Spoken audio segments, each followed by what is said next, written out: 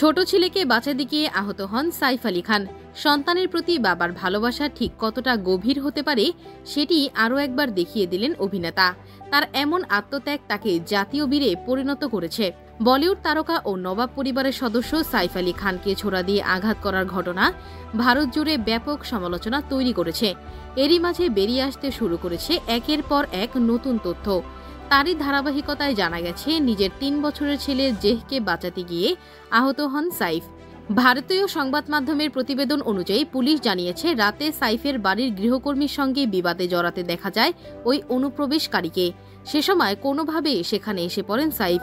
অভিনেতা প্রশ্ন তুলতেই তার ওপর ঝাঁপিয়ে পড়ে সে। এক পর্যায়ে ছেলে জেহের ঘরে ঢুকে পড়ে ওই ব্যক্তি।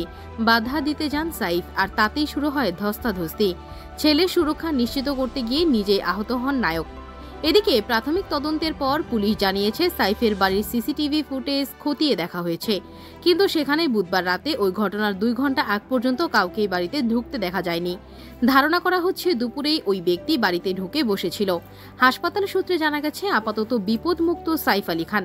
হাসপাতাল থেকে দিয়েছেন বার্তাও। নায়ক অনুরাগীদের অনুরোধ করেছেন এই সময়ে সকলকে ধৈর্য ধরে রাখতে। মুম্বাই পুলিশ ঘটনার তদন্ত করছে। হাসপাতাল থেকে পরবর্তী সব আপডেট জানানো হবে। মুম্বাই পুলিশের ডেপুটি কমিশনার দীক্ষিত গেদাম বলেন, একজন ব্যক্তি সাইফ আলী খানের বাড়িতে ঢোকেন। তারপর অভিনেতার সঙ্গে ওই ব্যক্তির হাতাহাতি হয়।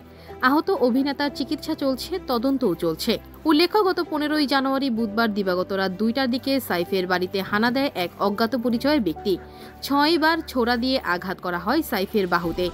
ঘটনার দিন মধ্যরাতে সাইফের বান্দ্রার বাড়িতে একদল দুর্বৃত্ত ঢুকে পড়ে। সে সময় বাড়ির সবাই ঘুমাচ্ছিলেন।